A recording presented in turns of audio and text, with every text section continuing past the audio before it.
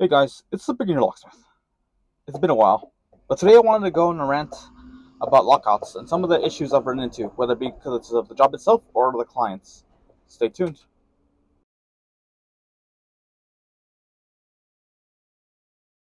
So the first thing I want to rant about is unpredictable scheduling. When people are locked out and they call you, they expect you to come pretty fast. So, they expect you to start heading to, they usually give them an ETA or whatever. And yeah, you could not take the lockout because you don't say you're running errands. But, I mean, if you're doing this for a living, you're gonna more than likely take the job. You don't want to lose jobs. You don't want them to leave you a bad review like, oh, this guy didn't turn down my lockout for a reason, unless you can't do it. That's something different. But generally, most like I failed very few lockouts. So generally, you should be able to do the lockout.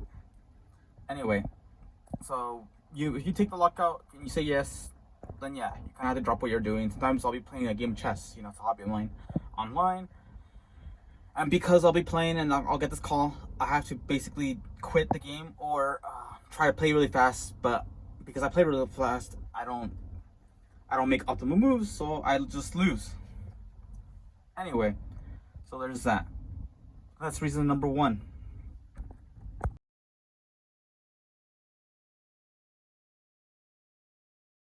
The second thing I wanted to rant about is getting to clients. So what do I mean by that? Well, people underestimate how long it takes to them. They'll give you a location, you can give them an ATA, but there's just some things out of your control, and that make it take longer to reach them. Getting to a customer quickly, especially during rush hour, especially in an unfamiliar area, can be kind of annoying. You know, people won't let you in to let you out to get in your exit. Sometimes, I've had that happen. I don't know why. It's always the Tesla Cybertrucks that won't let you in. I don't know. Something about the people that own those people they're kind of jerks. That's just my opinion on them. But generally, people with Tesla Cybertrucks have been kind of jerks. Don't know why. I think they think they look cool, but it looks like a toy car to me. But whatever. They sometimes give you the wrong address, the clients, and it's because not because they mean to. They just don't know where they are because maybe they're also in an unfamiliar location and they just happen to lose their key or whatever, and they think they give you the right address, but they don't. So there's that. Then you kind of have trouble finding them, getting to them. Sometimes getting to them can be kind of annoying. Like if it's like in an airport or you don't have the right clearance to certain places, certain they're at their work and parking structures. That there's all these hoops you sometimes get through, but it's part of the job. Now I guess no ranting about it. I still genuinely love this job, and I wouldn't have it any other way.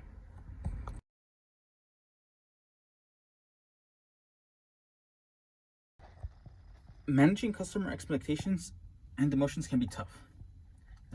Many clients are panicked, angry, embarrassed, or in a hurry, bringing a lot of their emotions. Dealing with difficult and ungrateful customers can be emotionally taxing. As a technician, you have to endure sometimes, and it's common for customers to argue about pricing and stuff like that, or it's pretty annoying. I remember this one job, I had to open a Ford Transit. Okay, so I showed up to the job. There are a lot of things I didn't know. One, the battery was dead. The door locks have been destroyed, so there's no way to pick it. And so I was like, okay, whatever. I used my reach tool, tried to hit the handle. It wouldn't open. So I presumed the only way was with the buttons, but because the battery was dead, you couldn't press the button. And I couldn't pick it because the locks was. So I told the guy, sorry, there's nothing I can do. And he's like, he was obviously frustrated because it was late at night, and I guess I was the second person to try. But the first guy, then he's like, how come I keep finding these useless people? And I'm like, well, I'm sorry, I wish I could help you. So you're gonna leave me stranded here? I mean, there's nothing more I can do that doesn't require destructive entry. I can't pick it because your door lock has been drilled out. Your car battery is dead, so I can't press the button, and it's not opening with the handles. I'm sorry, there's nothing more I can do. He was super mad. He's like, I'm gonna call the cops if you don't open it. And I'm like, go ahead, I'm not doing anything illegal. And he actually didn't let me leave for a bit. He got in the way of my van, so I couldn't get out for until 30 minutes. He got bored, and called some other people, whatever, and then I left. But yeah, that's and I understand his frustration. It's just that it wasn't there was nothing else I could do. The only way to get in at that point was through destruction of his property, which I'm not gonna do. Then I have to deal with and there are times when I've done a job and the customer was just annoyed because they're late to something, like it's your fault. Also, this one time I had this lady. It was a 2020 Jeep. It was up above 2020. And anyway, she was locked out, but she gave me the wrong address, and then I asked her for the address. She was kind of vague. She asked for my name. I gave her my name. I gave her everything she asked for. I showed her my ID. I showed her all my credentials. Because she kept on asking for. I've never had a client ask for so many stuff, but I complied. And then she's like, "Oh, do you have the right tools to open my car?" And I'm like, "Yes, I do." And then at some point she got on asking more ridiculous questions, and I'm like, "You know what? I'm out of here. I don't need this." And then all of a sudden she was begging me to stay, and I opened her car, and that was that. But some customers like to give you a bad time for no reason, unfortunately. And sometimes it's just people having a bad day, and I get it, but I'm not gonna take it if I don't have to. And I've had customers tell me, "Oh, you opened it so quick, it should be less." And I'm like, no, it doesn't make any sense. I remember I had this lady. It was a residential lockout, and I usually should open it, and she's like, "Oh, you do this so quick, can you charge me less?" I'm like, "No, you agree on the price, and well, that's what I expect." And it's what if I take it in an hour? Would you still? I think you'd be mad. And customers are just like that, trying to argue with you. But so just trying to deal with clients especially those angry, aggressive ones or passive aggressive ones, or just ones that are having a bad day, or the cheap ones, it can be a lot sometimes.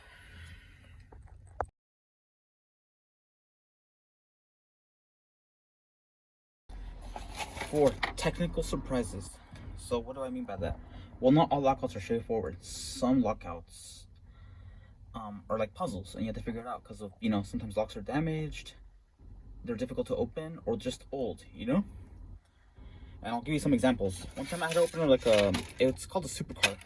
It's the type of supercar, I guess, like an older one. It was an older one, but still, it was a supercar.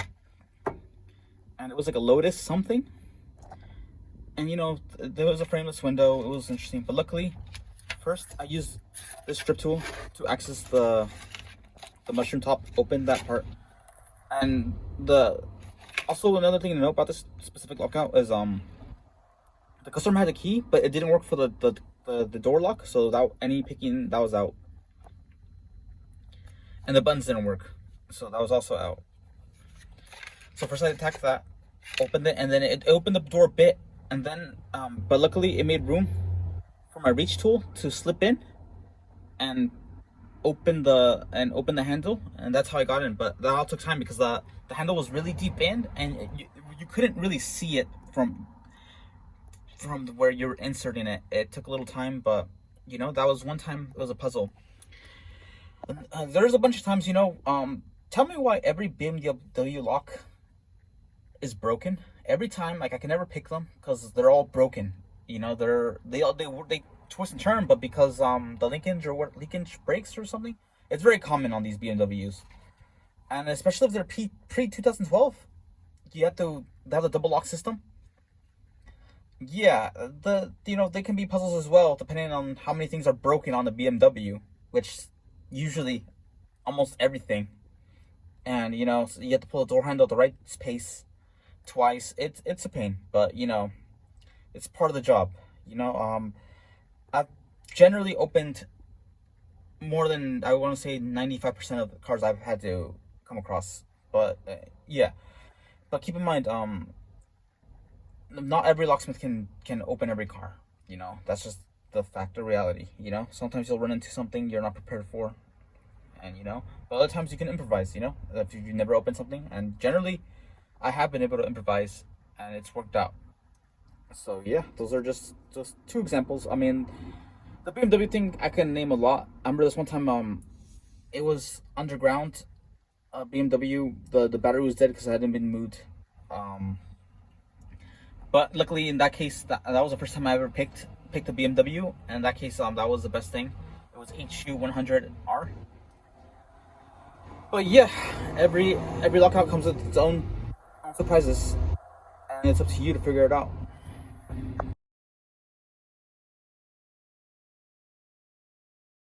Tools and equipment.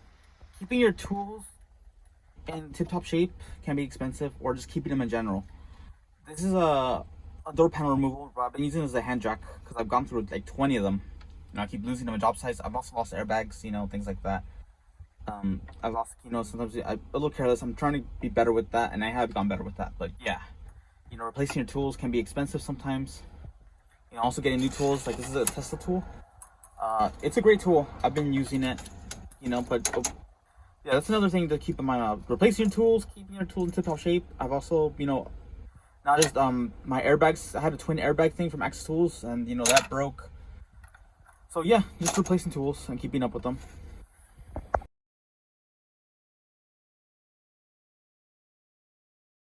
I think the most important thing on this list is legal and ethical dilemmas. Sometimes a customer will tell you over the phone, "Hey, can you open this car? I have my ID, I have my driver's license, I have a registration, all that." And when you get there, they don't have any of that. Or other times you think you're meeting one person and you're meeting someone else, and they're like, "Oh, and they expect you to open the car." I'm like, "Nope, I'm only opening the car for the registered owner of this person. I need to see your driver's license and registration." And they get all huffy and puffy that you want opening because you're already there, but you're only there because they lied to you. So yeah, this is the biggest thing, and it doesn't happen too often to me, but I've heard of it happening, being a common thing in other places, in other states, in other maybe shady area, if you live in a shady area. So yeah, just stay safe and be careful. Remember, you don't want to catch a felony just because you're trying to be courteous and nice, and you're trying to make a little bit of money. It's not worth it. Anyway, everybody, thanks for watching. I know it's been a while. Like, comment, subscribe, and I'm back. Thanks for watching.